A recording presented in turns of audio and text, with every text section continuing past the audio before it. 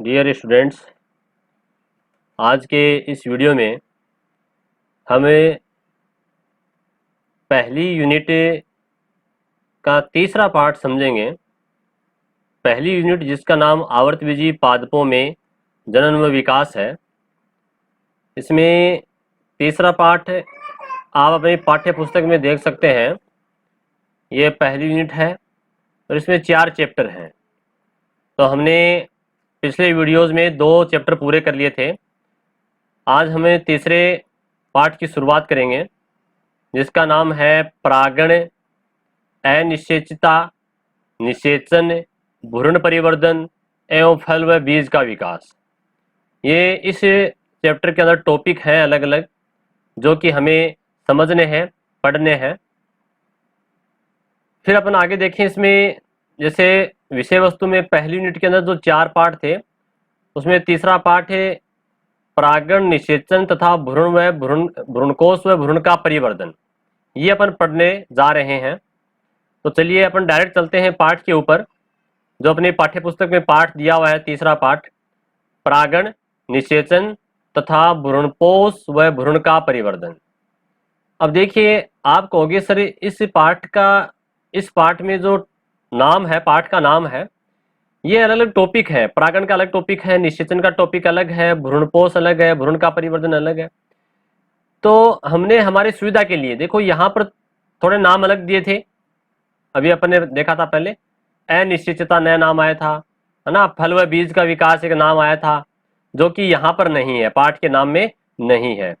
ये सारे टॉपिक अपन अगर इनकी बात करें, इन सभी टॉपिकों को मिला करके इस पाठ में जो अपन को पढ़ना है, उसके अपन अगर नोट्स बनाएं तो आप अपने रजिस्टर में इनको नोट कर सकते हो। 3 के पाठ में हम जो टॉपिक पढ़ने जा रहे हैं वो कौन कौन से होंगे। पहला टॉपिक अपन पढ़ेंगे परागण।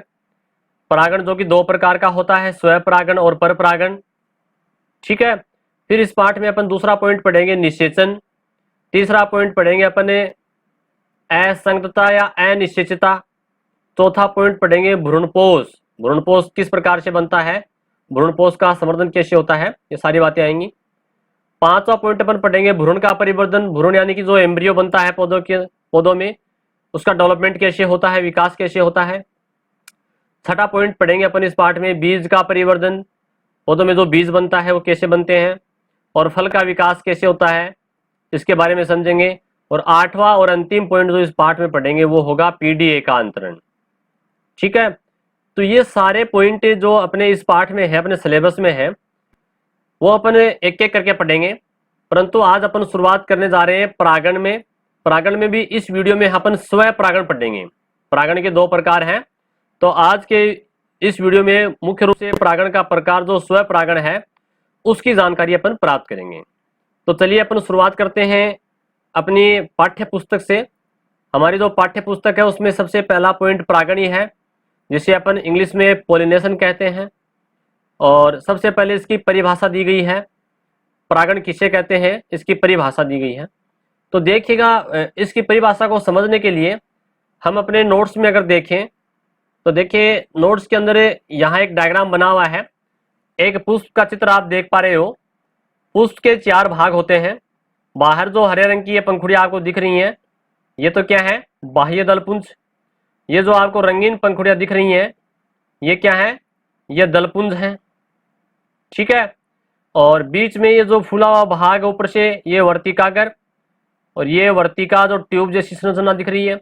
और नीचे का ये जो फूला हुआ भाग है, ये इसका अंडाशय कहलाता है। और अंडाशय के अंदर ये जो गोल गोल आपको दिख रहे हैं, ये बीजांड है। ये क्या है, ये बीजांड है। अंडाशय से फल बनेगा और बीजांड से बीज बनेंगे। तो ये एक पूरा फल बन गया। और फल के अंदर बीजों की संख्या 1 भी हो सकती है और 1 से अधिक भी हो सकती है। जितने बीजांड होंगे उतने ही बीज बनेंगे। जैसे तरबूज देखा है ना आपने, तरबूज है, ककड़ी है, उसमें बहुत सारे बीज होते हैं। ठीक है। उसमें एक ही फल है, उस फल के अंदर बहुत सारे बीज हैं, क्योंकि वहां उस एक अंडाशय में बहुत सारे बीजांड हैं। कई अंडाशय ऐसे होते हैं जिसमें केवल एक ही बीजांड होता है। जैसे आम है, अपन आम खाते हैं, उसमें एक ही बीज बनता है। तो अंडाशय में जो बीजांड है उनकी संख्या के आधार पर ही बीज बनते हैं।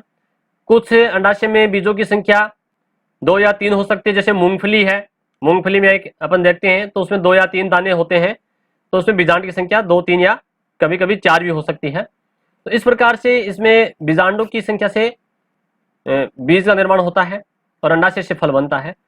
और ये जो भाग है पूरा वर्तिकाग्र, ये वर्तिकार अंडाशय, ये स्त्री केसर कहलाता है। ये बीज का जो पूरा भाग है ये स्त्री केसर है या अंडप कहते हैं इसको, ठीक है। पुष्प का मादा जनन अंग है। इसी प्रकार से आप ये देख पा रहे हो, इस प्रकार से ये जो संरचना, ठीक है ना, ये वाली, या फिर इधर अपन देख ले फूल के अंदर ये संरचना पूरी, ये पुंकेसर कहलाता है। पुंकेसर में मुख्य रूप से ऊपर का जो फूला घुंडीनुमा भाग है वो पराकोश, और ये जो तंतु है जो नीचे जुड़ा हुआ है वो पुतंतु कहलाता है, ठीक है। तो ये पुष्प के पुंकेसर वाला जो भाग है पुष्प का नर जननांग कहलाता है। और पराकोश के अंदर छोटे छोटे कण बनते हैं जिन्हें अपन परागकण कहते हैं। अब देखिए परागकण, इन्हें क्या कहते हैं? परागकण कहते हैं। जो ये परागकण है, ये जो छोटे छोटे कण बने हैं, ये परागकण हवा के द्वारा या कीट पतंगों के द्वारा या जल के द्वारा किसी भी माध्यम से परागकोश से परागकण जब स्त्री केसर के वर्तिकाग्र पे पहुंच जाते हैं, ये स्त्री केसर का कौन सा भाग है? वर्तिकाग्र भाग है ना, ये रहा वर्तिकाग्र नाम। तो परागकोश से परागकण कहां पहुंच रहे हैं? परागकोश से परागकण स्त्री केसर के वर्तिकाग्र तक पहुंचते हैं, उसे ही परागण कहते हैं। तो दो नाम होते हैं, एक तो होता है परागकण, परागकण, ठीक है ना, ये तो कण है जिन्हें पोलन ग्रेन्स कहते हैं। परागकण तो यहां बनते हैं परागकोश में। जब परागकोश का स्फुटन होता है, परागकोश फट जाते हैं, तो यहां से परागकण बाहर निकलते हैं। वो हवा के द्वारा, कीट पतंगे जैसे मधुमक्खी है, तितली है, उसके द्वारा, या पक्षी के द्वारा, ठीक है ना, या वायु द्वारा, किसी भी माध्यम से ये परागकण परागकोश से स्त्री केसर, ये पूरा भाग क्या था इतना, ये स्त्री केसर वाला भाग, इस स्त्री केसर के वर्तिकाग्र तक पहुंचते हैं, तो उसे अपन परागण कहते हैं। अब आपके समझ में आ गया होगा कि अपन क्या पढ़ने जा रहे हैं, परागण किसे कहते हैं। तो अब देखो आपकी पाठ्य पुस्तक में जो डेफिनेशन दी गई है उसको अपन एक्सप्लेन करते हैं। पुंकेसर के परागकोश, पुंकेसर का परागकोश ये रहा, ये पूरा पुंकेसर था इतना भाग, ये इसका परागकोश, ठीक है। से परागकणों का, किनका? परागकणों का, जो छोटे छोटे कण बनते ना, छोटे छोटे जो कण बने हैं, कहा अंडप, अंडप बोल दो, स्त्री केसर बोल दो, स्त्री केसर की वर्तिकाग्र पर कहां पहुंच गए? स्त्री केसर की वर्तिकाग्र, ये रही वर्तिकाग्र, ठीक है। पर स्थानांतरण की क्रिया को परागण कहते हैं। क्या कहते हैं उसे? परागण या पोलिनेशन कहते हैं। ये तो बात हुई अपनी परागण की परिभाषा की। अब देखो कुछ एक दो बातें और बताई गई हैं। परागण के लिए परागकणों का परागकोश से विमुक्त होना, यानी कि परागकोश से परागकोश का स्फुटन होगा, परागकोश फटेगा, तभी तो क्या होंगे? परागकण बाहर निकलेंगे, परागकोश से विमुक्त होंगे, विमुक्त होना आवश्यक है। पुनः परागकोशों से वर्तिकाग्र तक परागकणों का स्थानांतरण भिन्न भिन्न माध्यमों, अब देखो जो परागकोश से परागकण निकलते हैं और वर्तिकाग्र तक पहुंचते हैं, तो वो कीट द्वारा पहुंच सकते हैं, वायु द्वारा, जल द्वारा, पक्षियों द्वारा, चमगादड़ द्वारा, घोंघों द्वारा, चींटियों द्वारा आदि द्वारा होता है। ये सारी बातें अपन आगे इस चैप्टर में पढ़ने जा रहे हैं, आगे पढ़ेंगे कि इनके द्वारा किस किस प्रकार से होता है। फिलहाल अपन बात करेंगे परागण के जो प्रकार हैं। परागण के प्रकार में मुख्य रूप से दो भाग है, स्व परागण सेल्फ पोलिनेशन और पर परागण जिसे क्रॉस पोलिनेशन कहते हैं। आज का ये वीडियो अपने मुख्य रूप से स्व परागण के लिए है। स्व परागण किसे कहते हैं? देखो पहले अपन स्व परागण को समझेंगे और फिर स्व परागण के भी दो प्रकार दिए गए हैं, उन दोनों प्रकार को अपन समझेंगे। पहले अपन बात करते हैं स्व। स्व का मतलब होता है स्वयं, अपना, यानी कि सेल्फ। सेल्फ का मतलब कहता है खुद का, स्वयं का, अपना। जब एक पुष्प के परागकण उसी पुष्प अथवा उसी पादप के अन्य पुष्प के वर्तिकाग्र पर स्थानांतरित होते हैं तो इसे स्व परागण कहते हैं। देखो इसको अपन डायग्राम से समझेंगे। आपकी जो पाठ्य पुस्तक में डायग्राम बना हुआ है उसे, ये डायग्राम है। मान लीजिए ये कोई एक पौधा है, दिख रहा है ना आपको, एक पौधा है और इसपे फूल लगे हुए हैं। ये यहाँ फूल लगा हुआ है, यहाँ इस शाखा पे, ठीक है ना, अलग अलग शाखाएं निकली हुई हैं, इस पे फूल लगा हुआ है, इस पे फूल लगा हुआ है, ये पुष्प लगे हुए हैं ऊपर, ये रहे ना पुष्प। अब देखो जब इस पौधे में क्या है, मान लीजिए ये एक पुष्प है, ये एक फूल है, ठीक है ना, मैं जिसको राउंड कर रहा हूं, ये एक फूल है। इस फूल के परागकण, इस फूल के परागकण निकलेंगे और ये इसी फूल की स्त्री केसर के वर्तिकाग्र पे गिर जाएंगे, तो भी ये स्वपरागण कहलाएगा।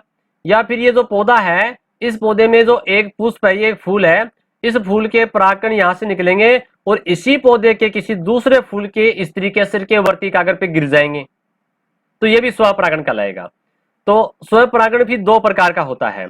जब एक फूल के परागकण उसी फूल के, यानी जिस फूल के परागकण है ना, जिस पुष्प के परागकण है, उसी पुष्प के परागकण उसी पुष्प की स्त्री केसर की वर्तिकाग्र तक पहुंचते हैं, तो उसे स्वक युग्मन कहते हैं।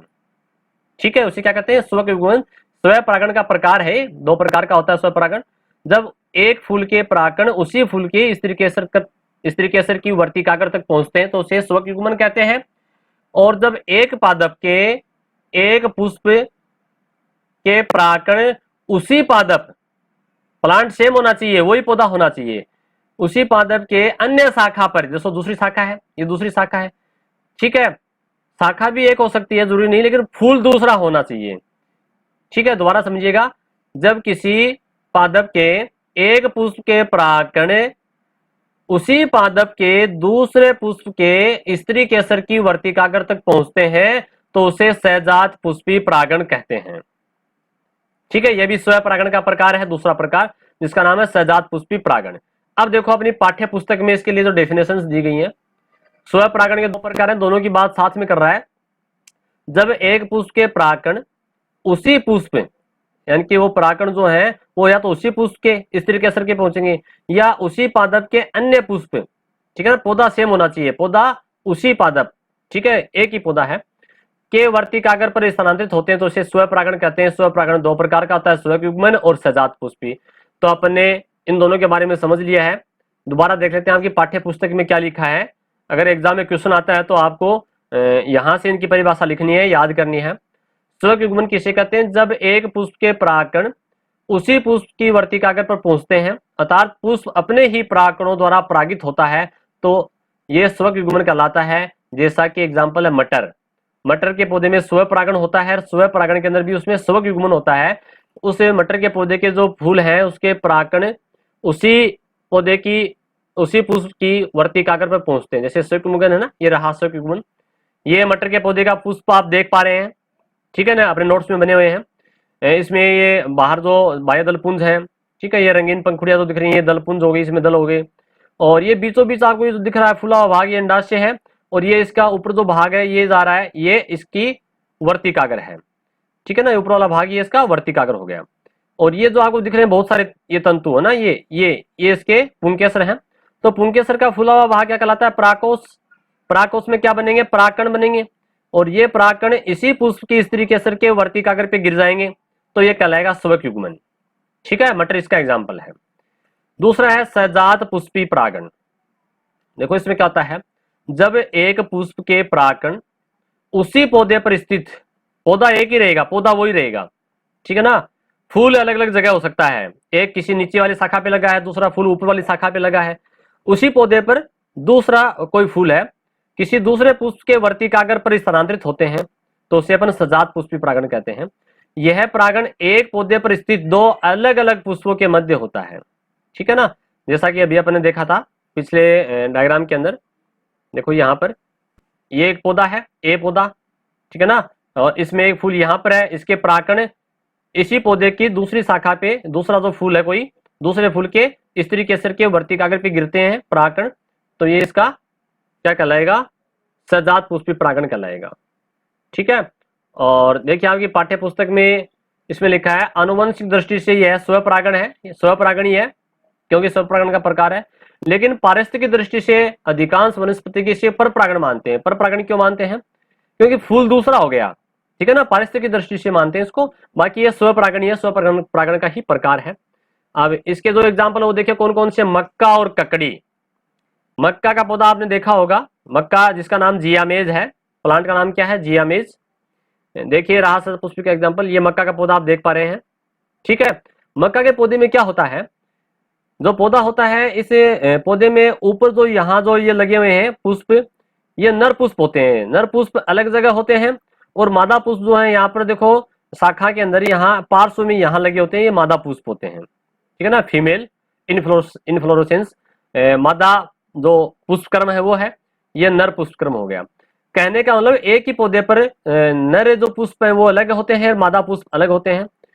तो यहाँ क्या होगा, यहाँ से जो परागकण है, नर पुष्प के जो परागकण है, परागकोश से परागकण निकलेंगे और वो नीचे यहाँ गिर जाएंगे वायु के द्वारा या कीट पतंगों के द्वारा।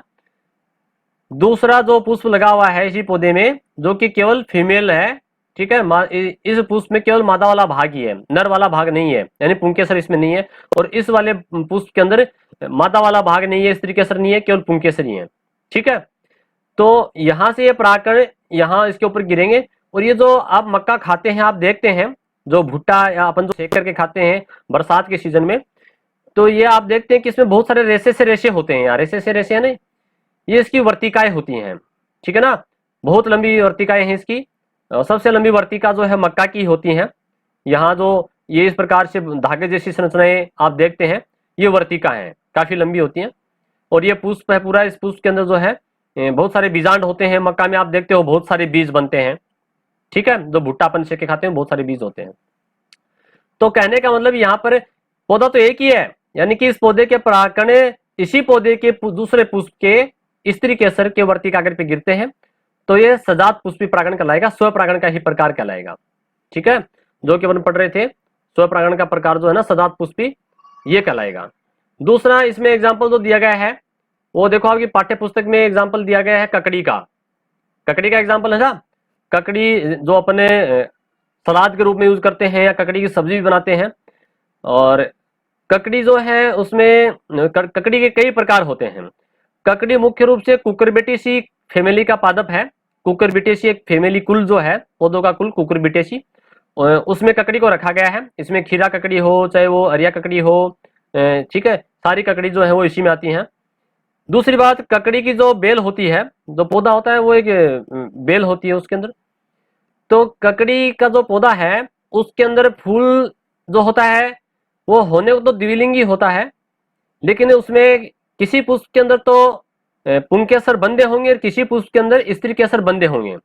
जैसे मान लीजिए एग्जाम्पल के तौर पे मान लीजिए ककड़ी की बेल है, यहाँ एक इसमें फूल लगा हुआ है, ठीक है, एक फूल यहाँ लगा हुआ है, देखते हो आप ककड़ी के फूल जो है, एक फूल यहाँ लगा हुआ है।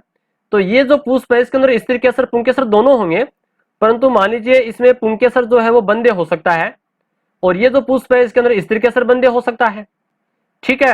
तो इस कारण से क्या होगा, मान लीजिए इस पुष्प के अंदर मान लीजिए मादा पुष्पी है, स्त्री पुंकेसर जो बंदे है, तो इस फूल के जो परागकण है, इस पुष्प के परागकण वो इस पुष्प के स्त्री केसर के वर्तिकाग्र पे गिरेंगे और निषेचन करेंगे और यहां इससे फल बन जाएगा, ठीक है ना। कहने का मतलब ककड़ी का जो पौधा है, ये इस पौधे के ऊपर जो फूल लगते हैं उन फूलों के अंदर स्त्री केसर पुंकेसर तो दोनों होते हैं, परंतु किसी पुष्प में तो पुंकेसर बंदे होता है, बंदे का मतलब क्या है, वो निषेचन करने में असक्षम है, ठीक है, और किसी पुष्प के अंदर स्त्री केसर बंदे होता है, ठीक है, स्टेराइल होता है।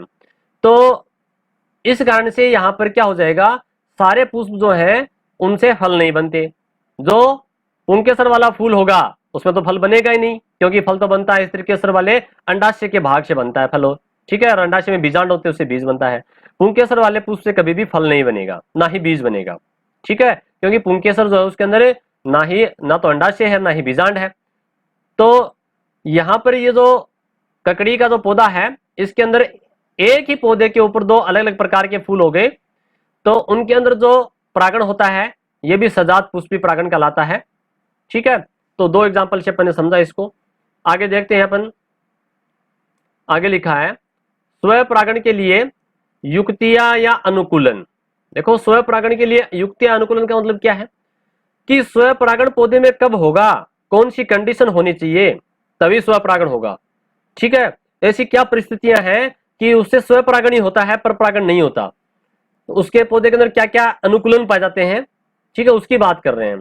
तो स्वयं परागण प्रदर्शित करने वाले पुष्पों के अंदर जो अनुकूलन होते हैं वो निम्नलिखित है। पहला है उभय लिंगिता। उभय, उभय क्या होता है, दोनों, और लिंगिता यानी कि दोनों लिंग जिसमें हो फूल के अंदर, जैसे पुंकेसर भी है और स्त्री केसर भी है, ठीक है। और दोनों ही कैसे होते हैं, निषेच्य प्रकृति के होते हैं, फर्टाइल होते हैं, ठीक है, निषेचन करने में सक्षम होते हैं। पुष्प के अंदर स्त्री केसर भी और पुंकेसर भी है और दोनों निषेचन करने में सक्षम भी हैं, तो उसे अपन उभयलिंगिता कहते हैं। ऐसे पादप सामान्यतः उभयलिंगी, ठीक है, यानी कि ऐसे पादप क्या कहलाते हैं, उभयलिंगी पादप है। और जो पुष्प जो होता है जिसमें पुंकेसर स्त्री केसर होता है वो द्विलिंगी कहलाता है। क्या कहलाता है वो पुष्प, द्विलिंगी, यानी कि दोनों लिंग है, स्त्री और पुरुष, ठीक है ना, स्त्रीलिंग और पुल्लिंग उसमें दोनों है, पुंकेसर और स्त्री केसर दोनों है। उदाहरण के लिए मटर, मटर में क्या है, दोनों ही होते हैं, दोनों ही निषेचन करने में सक्षम होते हैं। फिर दूसरा जो अनुकूलन है स्वपरागण के लिए वो है समकाल पक्वता। देखो सम का मतलब समान, काल का मतलब होता है समय, काल का मतलब क्या होता है समय, ठीक है ना, और पक्वता मतलब पकना, यानी कि पुष्प के अंदर जो स्त्री केसर और पुंकेसर है उन दोनों के पकने का समय, पकने का समय कैसा है, एक समान है, एक ही समय में दोनों तैयार होते हैं। स्त्री केसर और पुंकेसर जब फूल के अंदर दोनों एक समय तैयार होंगे तो स्वपरागणी होगा, ठीक है। इसे आप थोड़ा सा अंग्रेजी में याद रखिएगा, इसको होमोगेमी कहते हैं। होमो का मतलब सेम, होमो का मतलब क्या होता है, सेम, एक समान, समान, सम, ठीक है ना, तो होमोगेमी कहते हैं। ऐसे पुष्पों में पुष्प के पुमंग व जायांग, ठीक है, पुमंग का जो भाग है पुंकेसर है, बहुत सारे पुंकेसर होते हैं तो उसे पुमंग कहते हैं, अकेले को पुंकेसर कहते हैं। और जायांग, जब बहुत सारी स्त्री केसर होती है तो उसे जायांग कहते हैं, एक इकाई को स्त्री केसर या अंडप कहते हैं, ठीक है। तो पुमंग तथा जायांग एक साथ परिपक्व होते हैं, एक साथ मेच्योर हो जाते हैं, तैयार हो जाते हैं। अगर दोनों एक साथ तैयार हो जाएंगे पुंकेसर स्त्री केसर तो स्वपरागण हो जाएगा, स्वपरागण में कोई दिक्कत नहीं होगी। और पराकोष के स्फुटन, जब पराकोष से स्फुटन होगा, पराकोष फटेगा, परागकण बाहर निकलेंगे के समय वर्तिका अगर ग्राही होती है, ग्राही यानी कि परागकणों को ग्रहण कर लेती है, उसके ऊपर परागकण गिरते हैं और गिरते ही उनका अंकुरण हो जाता है और परागनलिका निकल जाती है, जिससे स्वपरागण में होने की, स्वपरागण होने की पूरी संभावना रहती है। जैसे इसके एग्जाम्पल देखिए, बहुत इंपॉर्टेंट एग्जाम्पल है, दोनों ही इंपॉर्टेंट एग्जाम्पल है। पहला एग्जाम्पल है गुल अब्बास, जिसे अपन मिराबिलस कहते हैं, मिराबिलस जलापा आपने नाम सुना होगा, आनुवंशिकी वाले चैप्टर में इसको दोबारा अपन पढ़ेंगे, इस गुल अब्बास के बारे में। दोनों नाम याद रखिएगा आप, गुल अब्बास का नाम क्या है, बोटनिकल नेम जो है वो मिराबिलस है, ठीक है ना। दूसरा पौधा है वो है सदाबहार का पादप। तो मिराबिलस और सदाबहार का पादप अपने नोट्स के अंदर देखो, किताब में तो इसके डायग्राम नहीं बने हुए हैं, मैंने खुद ने अपने घर के ऊपर जो प्लांट लगे हुए हैं दोनों पौधे, ठीक है, उनकी फोटो खींच करके आपके लिए यहाँ आपको दिखाना चाहता हूँ। ये तो गुल अब्बास का पौधा है, ठीक है, गुल अब्बास का पौधा जो फूल उसमें लगा हुआ है। तो इसमें स्त्री केसर और पुंकेसर दोनों एक समय पकते हैं, तैयार होते हैं, पुष्प के अंदर स्वपरागण होता है। और ये दूसरा जो इधर पौधा दिख रहा है आपको, ये पौधा, ये सदाबहार का पौधा है, इसके अंदर जो पुष्प है, पुष्प के अंदर स्त्री केसर और पुंकेसर में समकाल पक्वता पाई जाती है और स्वपरागणी होता है। इस प्रकार हमने यहाँ पर डायग्राम के माध्यम से गुल अब्बास और सदाबहार के बारे में जानकारी प्राप्त की। और अंतिम जो इसका अनुकूलन है वो है अनुन्मील्यता, बहुत इंपॉर्टेंट है, बोर्ड परीक्षा में कई बार क्वेश्चन पूछा गया है। अनुन्मील्यता का मतलब क्या है, किसे कहते हैं, तो देखो इसमें लाइन लिखी है, कुछ पौधों के पुष्प कभी भी खुलते नहीं है, यानी कि पुष्प खिलते नहीं है। अगर पुष्प नहीं खिलेगा तो क्या होगा, उसके स्त्री केसर और पुंकेसर जो है वो पास पास ही है, पुष्प जो है वो खिल नहीं रहा है, तो उसमें स्वपरागणी होगा, क्योंकि उस पौधे के परागकण जो है वो दूसरे पौधे तक नहीं पहुंच पाएंगे, क्योंकि पौधे के नहीं खिलने के कारण उसके परागकण उसी पुष्प की स्त्री केसर तक गिरेंगे, वहीं तक रहेंगे, है ना। ये पुष्प कभी भी खिलते नहीं है, हमेशा बंद रहते हैं, हमेशा बंद रहते हैं, अतः इनमें केवल स्वपरागणी संभव है। जैसे वायोला का पौधा है, वायोला की प्रजाति जो पौधा है वो पाया जाता है। दूसरा पौधा है जो है वो है कनकौवा, ठीक है, कनकौवा जो है इसका नाम है कोमेलिना, ठीक है, या कोमेलाइना इसको कहते हैं। तो कोमेलाइना कोमेलिना जो पौधा है उसका डायग्राम देखो अपने नोट्स के अंदर आपको मिलेगा, और उससे आपके समझ में आएगा कि इसके पुष्प किस प्रकार से नहीं खिलते हैं। ये देखिए, ये पौधा है कनकौवा, इसमें दो प्रकार के पुष्प होते हैं। एक तो पौधे के ऊपर जो शाखाओं में पुष्प लगे हुए हैं, देखो ये लगा हुआ पुष्प, ठीक है, शाखा के ऊपर, ये तो होता है उन्मिल, उन्मिल यानी कि खिलने वाला, देखो खिल रहा है ना, इसमें तो ये पंखुड़ियां खिल चुकी हैं, दलपुंज जो है ये बाहर फैल गए, खिल गया। ये पौधे तो खिले हुए हैं, जो पुष्प के फूल खिलते हैं उन्हें अपन उन्मिल्य, ठीक है ना, उन्मिल परागणी पुष्प कहते हैं, खिल जाते हैं। लेकिन ये जो पौधा है, इस पौधे के अंदर जो जड़ है, देखो यहाँ पर ये पौधे का नीचे का जो भाग है ना, मूल तंत्र है, ऊपर का भाग तो परो तंत्र हो गया। इस मूल तंत्र के अंदर यहाँ नीचे जो जड़े हैं, उन जड़ों के अंदर ये फूल लगे हुए हैं, देखो ये है, ये बंद रहते हैं हमेशा, क्योंकि मिट्टी के अंदर है, ये खिल नहीं पाते हैं। तो ये जो जड़ों के अंदर नीचे फूल लगे हुए हैं, इन्हें कहते हैं अनुन्मील्य परागणी पुष्प, यानी कि ये फूल कभी भी खिलते नहीं है, बंद रहते हैं। और बंद रहेंगे तो क्या होगा, स्वपरागण होगा, यानी कि इस फूल के परागण इसी फूल की स्त्री के सर पे गिर जाएंगे, ठीक है। और बीज भी बनेंगे अंदर, यहाँ में बीज भी बनते हैं। ये पौधा अपन अपने राजस्थान में खूब पाया जाता है, खरपतवार की तरह है, बहुत ज्यादा पाया जाता है। इसके लिए मैंने अपने घर में जो पौधे लगे हुए थे, तो वो आपको मैंने अपने मोबाइल के कैमरे में खींच करके आपके लिए तैयार किया है, आपको दिखाना चाहता हूं। ये पौधा आपने खूब देखा होगा, अपने राजस्थान में बरसात के सीजन में खूब उगता है। ये पौधा है कनकौवा, ठीक है, जिसमें अनुन्मिल्यता पाई जाती है। इसकी शाखाओं पे जो फूल लगे हुए ना, ये वाले, ठीक है ना, ये शाखाएं देखो, इसका ऊपर वाला भाग, पत्तियां, ठीक है। ये पुष्प, ये तो खिलते हैं, देखो खिला हुआ है, इसमें दिख रहे हैं आपको पीले रंग के ये परागकण इसमें है, ठीक है ना, ये स्त्री केसर और पुंकेसर केसर इसमें दिख रहे हैं अलग अलग। तो ये पुष्प तो खिलते हैं, लेकिन देखो मैंने पास में एक डायग्राम और बना रखा है, इसको आप ध्यान से देखोगे तो मेरे हाथ के अंदर देखो ये फूल, जो कि इसकी जड़ों के अंदर देखो, ये दिख रहे हैं जड़ों के अंदर, ये जड़ के अंदर ये फूल, ये वाला भाग, ये इसकी जड़ का ये फूल है, ये फूल है, ये आप पुष्प देख पा रहे हो आप, ये सारे पुष्प हैं, ये रहा, ये रहा, ये वाला, ये मैंने ये इसकी जो जड़ है, यहां से देखो आपको ये जो फूल है, मैंने इसको खोल करके दिखाया है, ये अपने आप खिला नहीं है, मैंने इसकी जो बाह्य दलपुंज है, इनको हाथों से, अंगुलियों से इसको दूर कर दिया, और आप देख पा रहे हैं रंगीन जो बाहर है, ये तो बाह्य दलपुंज है, और बीच में जो नीले रंग का है ये वाला भाग, ठीक है, नीचे नीले रंग का जो भाग दिख रहा है, ये इसके दलपुंज है, इसके अंदर पुंकेसर स्त्री केसर होते हैं, और ये फूल जो है बंद ही रहता है, जैसे ये बंद है ना फूल, ये भी बंद है, ये भी बंद है, ये पुष्प सारे बंद है, मैंने इसको अपने हाथों से खोला है, तो ये पुष्प बंद रहते हैं, अनुन्मील्य पुष्प कहलाते हैं, जो कभी भी खिलते नहीं हैं। तो इस प्रकार से हमने अनुन्मील्यता के बारे में समझा, जानकारी प्राप्त की, और अगले वीडियो में हम परागण का दूसरा प्रकार है पर परागण, उसके बारे में जानकारी प्राप्त करेंगे, उसके बारे में समझेंगे, जो कि अपना पाठ का जो पहला टॉपिक है परागण, उसका दूसरा प्रकार है पर परागण। नेक्स्ट वीडियो में इसके बारे में जानकारी प्राप्त करेंगे। धन्यवाद।